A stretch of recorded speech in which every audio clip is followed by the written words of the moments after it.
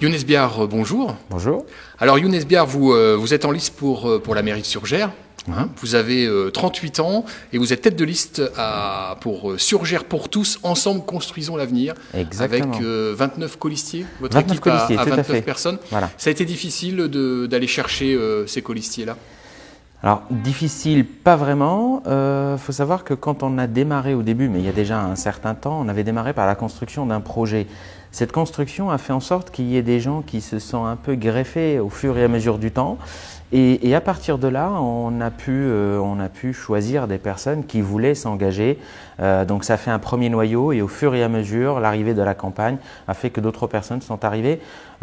Certains, après bien sûr, comme partout, hein, des personnes ont pris du temps pour réfléchir. Mais aujourd'hui, on a 29 personnes 100% investies dans le projet de la liste. Comment on choisit ces personnes? Parce que 29, c'est quand même, c'est pas rien, hein, ça fait un petit peu de monde quand même.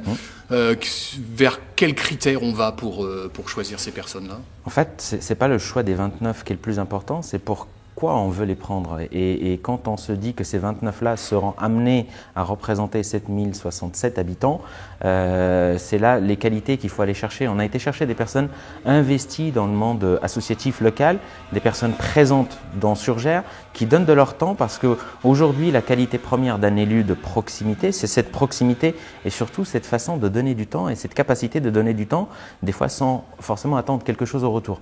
Et donc l'objectif était d'aller chercher des personnes qui ont l'expérience du monde associatif, qui ont l'expérience du bénévolat et qui aussi ont des connaissances et des expertises. Parce qu'aussi, quand on est élu, il faut avoir des domaines d'expertise pour pouvoir gérer une commune.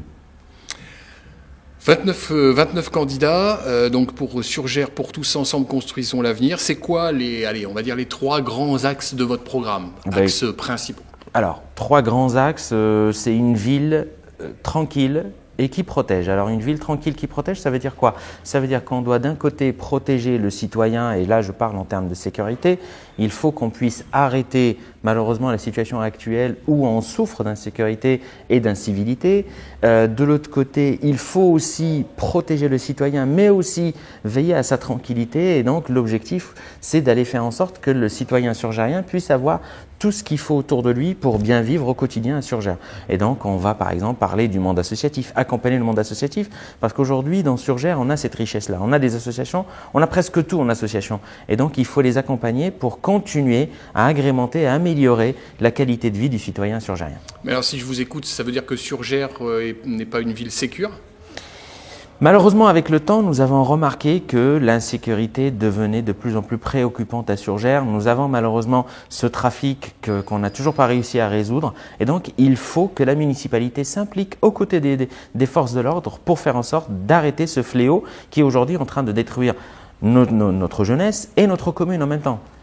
Et vous voulez donc, j'ai lu, recruter un nouveau policier municipal, c'est ça? Alors, l'idée justement, c'est d'agrandir l'équipe de policiers municipaux. Aujourd'hui, on a 2 policiers municipaux et une ASVP. Aujourd'hui, l'objectif pour nous est de passer à 4 policiers municipaux, une ASVP dans un premier temps, mais surtout de déménager le local de la police municipale de derrière le château au centre-ville. En fait, l'objectif, c'est élargir l'effectif de la police municipale, mais être aussi présent au cœur de la ville pour marquer une présence et surtout pour rassurer. Est-ce que c'est une campagne difficile en termes de relations avec les habitants? Est-ce que c'est un petit peu chaud, comme on dit? Non. Alors, du fait d'avoir fait le choix de 29 personnes impliquées au sein de la commune, il nous est beaucoup plus facile que si, par exemple, on avait des personnes parachutées dans la commune. On est pour la plupart des gens investis. Moi, ça fait 14 ans que je suis dans la commune. J'y étais commerçant. Je connais la plupart des personnes. On a un contact assez facile et on ose aller vers les gens. Et c'est vrai que pour nous, c'est une chance. Alors, il y a quelque chose qui défraie un petit peu la chronique, hein, on ne va pas non plus en rajouter, mais vous avez lancé un recours contre contre l'équipe actuelle, l'équipe de Catherine Després. Vous pouvez nous en parler un petit peu plus? C'est quoi ce recours? Sur quoi il est basé? Qu'est-ce qui s'est passé? Alors, c'est très simple. En 2014, nous avons été élus, le 23 2014. Alors, il y a une équipe gagnante, une équipe perdante. Nous, on a fait partie de ceux qui avaient perdu.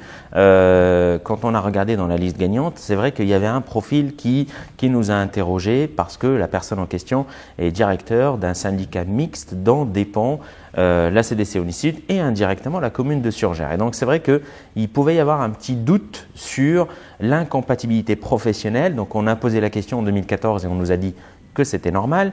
Et là, ces derniers jours, on a été surpris de voir que la sous-préfecture de Rochefort a refusé la candidature de cette personne-là pour incompatibilité professionnelle. Donc, notre rôle et mon rôle à moi en tant que conseiller municipal, c'est d'aller chercher dans les lois. Et donc, j'ai trouvé l'article de loi L231-8 du Code électoral qui lui déclare clair et net, qui a été modifié le 17 mai 2013 et prenait effet le 23 mars 2014, que toute personne, donc tout directeur d'une structure dépendant de PCI à fiscalité propre et leurs administrations, et c'est vrai que c'est le « et leur administration » qui est intéressant, ne pouvaient être élus au sein des communes en question.